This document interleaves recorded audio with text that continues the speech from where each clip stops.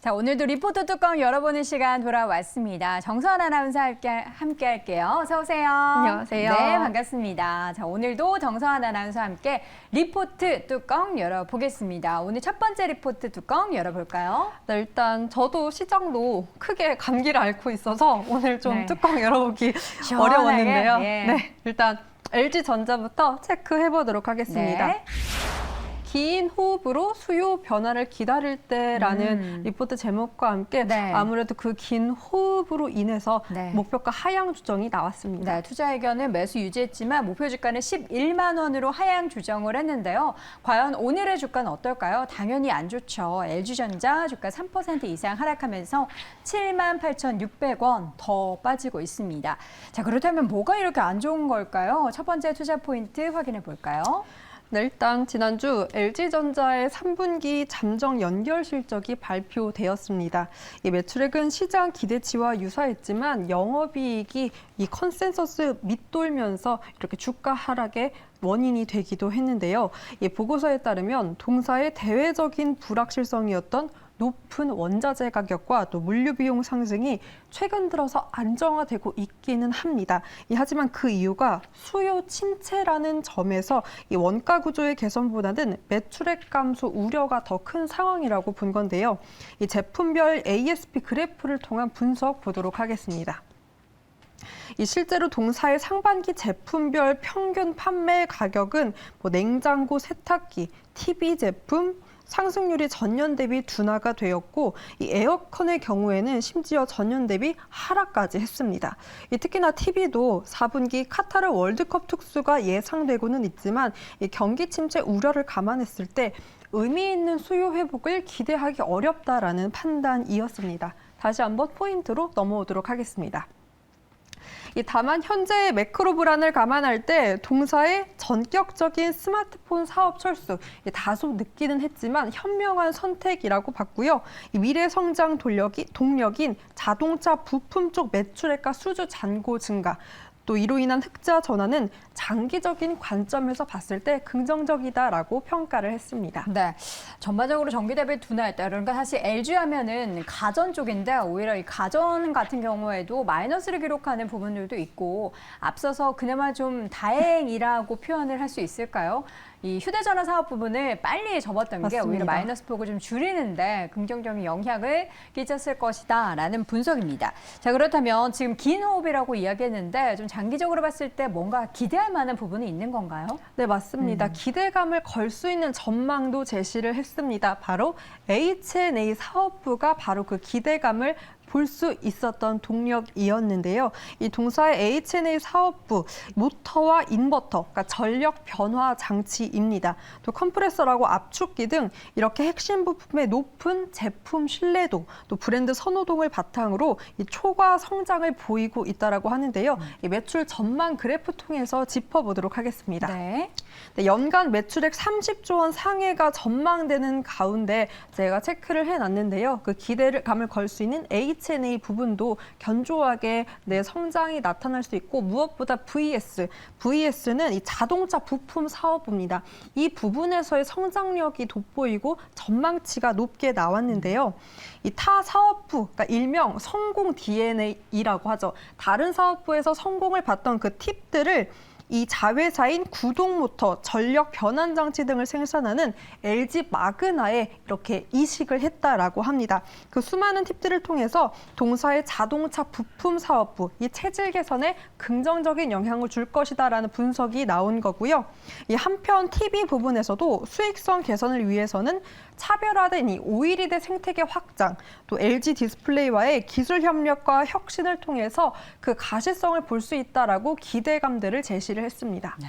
긴 호흡으로 수요 변화를 기다릴 때라고 했는데 만약에 경기가 지금처럼 계속해서 전 세계적으로 안 좋으면 수요 변화가 좀 더디게 나타날 그렇죠. 수도 있기 그게 때문에 가장 큰 우려감이라고도 제시를 네. 하긴 했습니다. 그것이 그러니까 전 세계 경기가 좀 돌아서야 이런 IT 관련된 종목들에 있어서도 수요가 확연히 좋아질 텐데 그게 가장 우려인 것 같습니다. LG전자의 주가 흐름 보도록 하겠습니다. 사실 LG전자는 지금만 안 좋았던 게 아니라 주야장천 좋았던 적을 찾기가 사실 더 어려운 그런 시장 환경에 놓여 있는 종목입니다. 주가 차트 보면은 최근에 9월 30일에 77,200원까지 저점 형성한 뒤 조금 반등을 보이나 싶었지만 이내 다시금 하락세로 돌아섰고요.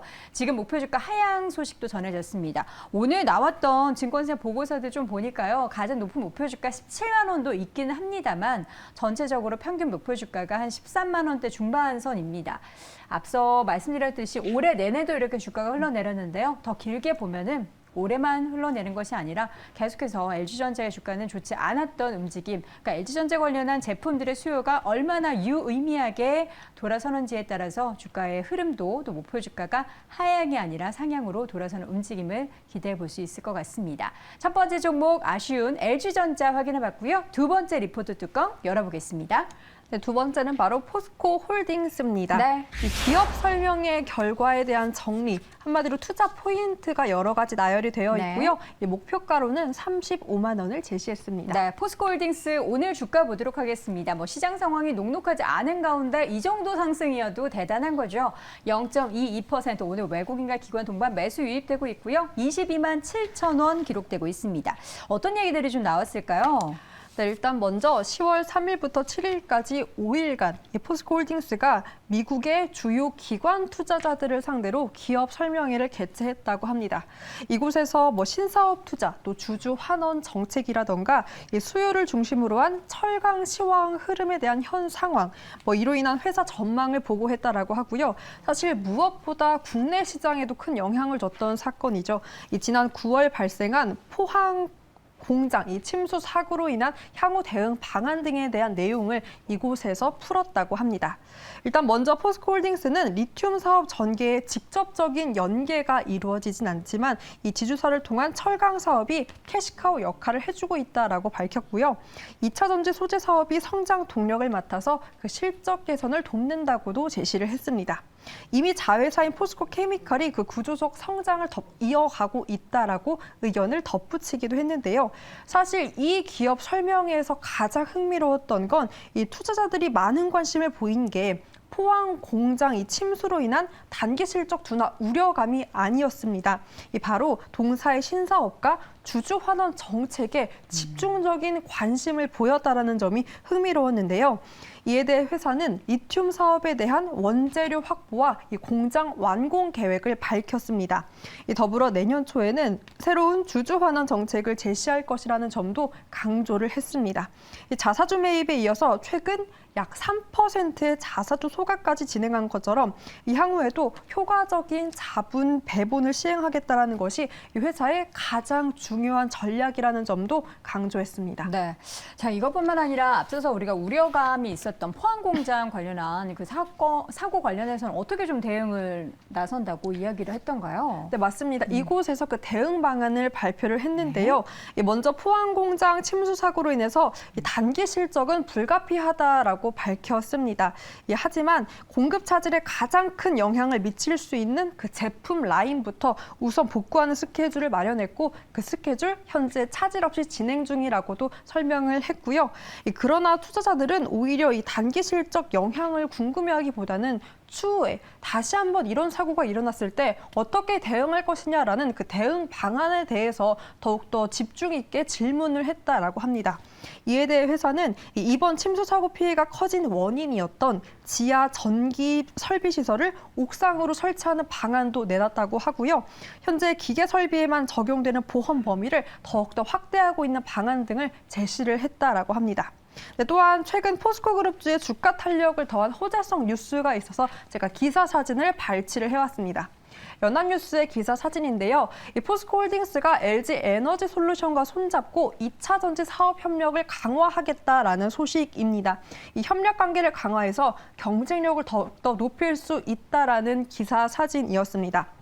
다시 한번 포인트로 돌아와 보면 24년부터 눈으로 확인할 수 있는 이 리튬 사업 실적입니다. 그리고 기사에서 확인했던 것처럼 이 2차 전지 관련 사업에 대한 경쟁력, 그 성장성까지 기대감을 높일 수 있다는 점도 이곳에서 투자 포인트로 제시했습니다. 네, 제가 앞서서 보여주셨던 뉴스 내용을 조금 더 자세하게 말씀드리면요.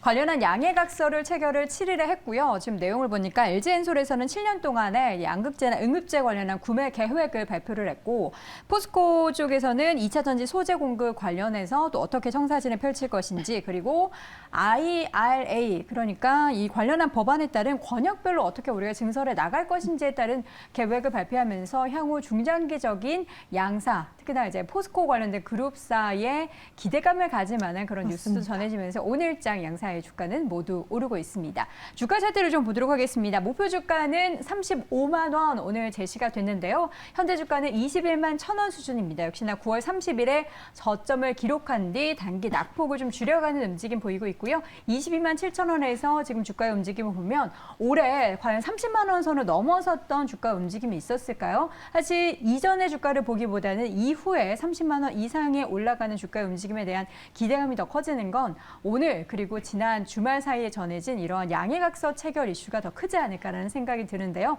빠르게 포스코 관련한 그 침수 피해가 얼른 마무리가 되고 향후 기대가 되는 모습들이 주가에 반영되기를 기대해 보도록 하겠습니다. 자, 이렇게 해서 오늘은 리포트 뚜껑 두 종목 열어봤고요. 정선 아나운서 함께했습니다. 고맙습니다. 고맙습니다.